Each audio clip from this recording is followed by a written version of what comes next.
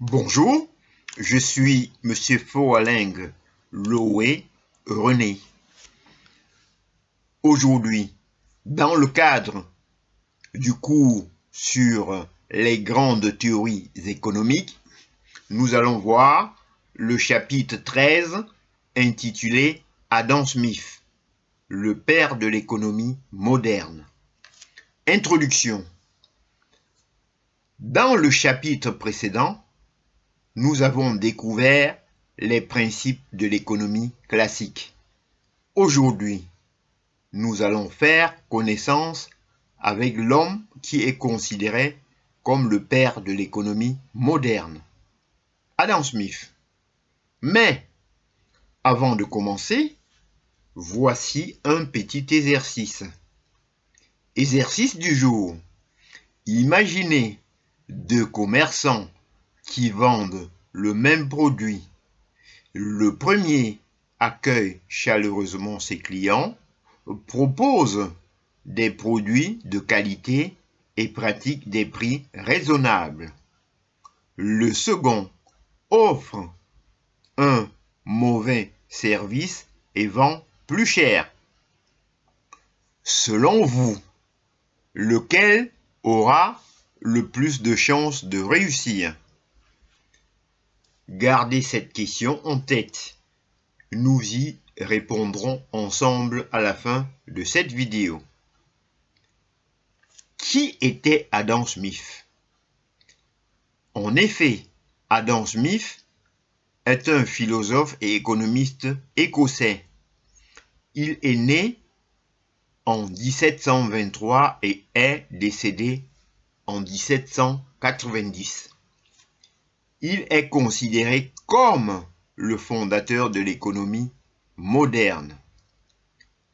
En 1776, il publie son ouvrage le plus célèbre, Recherche sur la nature et les causes de la richesse des nations, souvent appelé Richesse des nations. Ce livre marque une étape importante dans l'histoire de la pensée économique.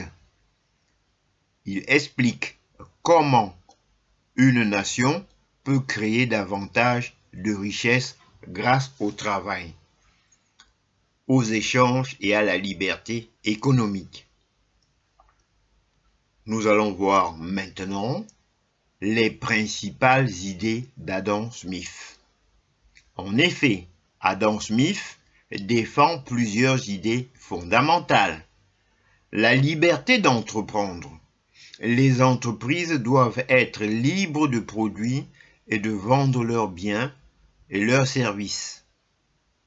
La concurrence. Lorsque plusieurs entreprises sont en concurrence, elles cherchent à améliorer leurs produits et leurs services. Les consommateurs en bénéficient. La spécialisation. Chaque individu ou chaque entreprise doit se concentrer sur ce qu'il sait faire le mieux. Cela permet d'améliorer la productivité. La recherche de l'intérêt personnel. Selon Adam Smith, lorsqu'une personne cherche honnêtement à améliorer sa propre situation, elle contribue souvent, sans le vouloir, au développement de la société. Cette idée sera approfondie dans le prochain chapitre avec le concept de la main invisible. L'héritage d'Adam Smith. En effet, les idées d'Adam Smith ont profondément influencé les politiques économiques dans le monde. Aujourd'hui encore, de nombreux pays s'appuient sur certains de ces principes. La liberté de commerce, la concurrence, l'initiative privée, l'investissement. Mais, même si certaines de ces théories ont été critiquées ou complétées au fil du temps, son œuvre reste une référence incontournable en économie. Correction de l'exercice. Revenons maintenant à notre exercice. Le premier commerçant aura généralement davantage de chances de réussir. Pourquoi? Parce qu'il attire des clients grâce à la qualité de ses produits, à son accueil et à des prix compétitifs.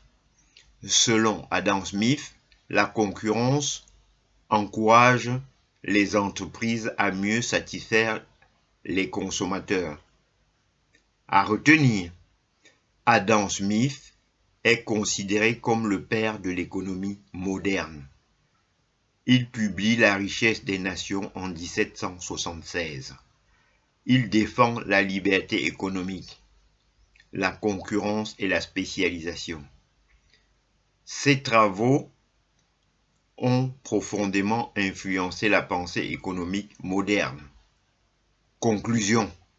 Dans ce chapitre, nous avons découvert la vie et les principales idées d'Adam Smith.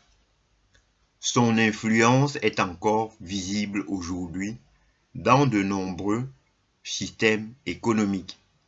Dans le prochain chapitre, nous étudierons l'une de ses idées les plus célèbres, la théorie de la main invisible.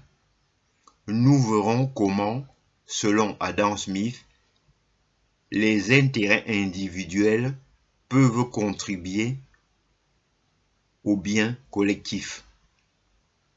Abonnez-vous à la chaîne Foaleng Loé René pour découvrir le chapitre 14, la théorie de la main invisible.